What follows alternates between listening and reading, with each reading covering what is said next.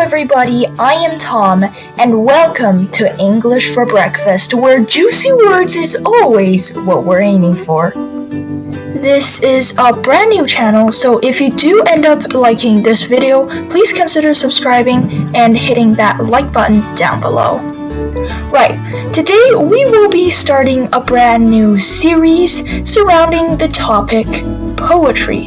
Poem writing or poetry is one of my favorite types of writing, and it is super fun to do, so let's get into it. If you haven't read the title already, today we will be focusing on haikus. It is one of my favorite types of poetry writing, and it is super easy to learn. A haiku poem, as some of you might know, originated from Japan in the 15th century. The famous haiku poem was invented by a Japanese poet called Masaoka Shiki. Some of Mr. Shiki's most famous haikus include Evening Snow Falling, Crimson Sunset, and A Yellow-Green Spider. Right, enough of that history, let's actually get into the rules of haikus. But before we talk about the rules of the poem, we need to address a really important word: syllables. A syllable is basically the beat of a word. Say, a word like buck would be buck, one beat. But a word like haiku would be two beats, haiku. Okay, we know what syllables mean now. What does that have to do with haikus? Well, it has everything to do with haikus. You see, a haiku can't be a haiku if it doesn't follow the haiku rules. All haikus must consist of 3 lines, and that's where the syllables come into play. The first line always has to be 5 syllables. The second line always has to be 7 syllables, and the third line has to be 5 syllables again. If your poem is something like 6, 5, 7, it is not a haiku. So now you're all ready to take on that haiku poem, or are you? Alright, last rule before we go out and write haikus is that it has to be surrounding nature. You can't write a haiku about something like a sports team or video games or anything like that. It has to be surrounding nature.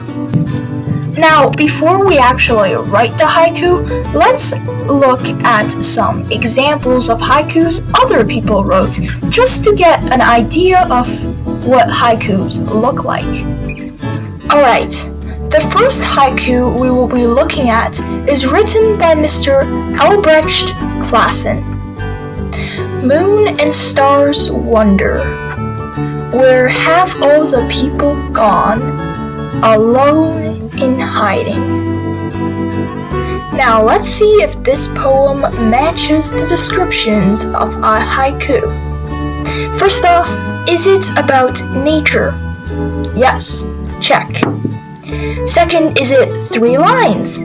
Yes, check. Now, does it have 5, 7, 5 syllables? Moon and stars wonder. Moon and stars wonder. That's 5 syllables. Check. Where have all the people gone? Where have all the people gone? 7 syllables. Check. Alone in hiding. Alone in hiding. 5 syllables. Check. So this is officially a correct haiku. Alright. Now for the next poem. This poem is written by Matsuo Basho. The temple bell stops, but I still hear the sound coming out of the flowers. Right, first thing we gotta see, is this about nature? Yes, it is. Check. Does this have 3 lines? Yes, it does. Check. Does this have the right amount of syllables? The temple bell stops. The temple bell stops. So far, so good. But I still hear the sound. But I still hear the sound. Uh-oh, that is 6 syllables. Let's look at the last line. Coming out of the flowers. Oopsies! There's 7 syllables. It is once again incorrect. So this poem is actually not a haiku. Enough of examples. I think you all know very well what is and what isn't a haiku now. So let's get writing. The first thing we gotta ask ourselves when writing a haiku is, what should the topic be? Now, it has to be about nature, so I got an idea. How about we write about fire? The next thing we gotta think about is, how do we describe fire? Like, what does it do? I mean, it burns and it crackles. Crackles, that's a word we could use. Crackles, that's basically all we need for the first line. Right, so crackles within itself is already 2 syllables. Now all we have to do is fill in the last 3 syllables with a couple of words. Now the first line of a haiku is usually to introduce. So basically we could just say something like, the fire crackles, to make up the first line for a brief introduction of what will happen in the haiku. Now we've got to describe how the fire crackles, or where the fire crackles. In this scenario, I think let's go for where the fire crackles. Where does fire crackle? In campfires? Nah, that would be too boring. How about in the forest? Okay, the fire crackles in the forest. Now we can't just say in the forest for the second line, as in the forest is only 4 syllables. So now we need to extend that in the forest. We need to fill in the last 3 syllables, as in the forest is only 4 syllables. Okay, so we could do something like deep down into the forest, just to fill in the 3 extra syllables and also create the second line. Now we've got the second line out of the way, we can focus on the third and the final line of the poem.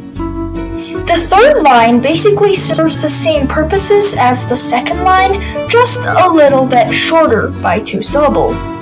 Now that we've written about how the fire crackles deep down into the forest, I think it is time to write about something else that the fire does. Okay, so what does fire do other than crackling? I got an idea. For this last line, I think we can write about how it turns to ashes when the fire is out. So we can write burning to ashes. And what makes this double good as an ending is because, well, it's an ending. It rounds off the haiku perfectly. Now that we've written all the lines of our haiku, I present to you fire. The fire crackles deep down into the forest, burning to ashes. And there we go. We finished our haiku. Really, it's that easy. With a little bit of organization and thought, anybody could write a real haiku. And that brings us to the end of our first ever YouTube video. I enjoyed making this video a lot, and if you enjoyed watching this video as much as I enjoyed making it, make sure to subscribe and click that like button down below. And I'll see you in the next one.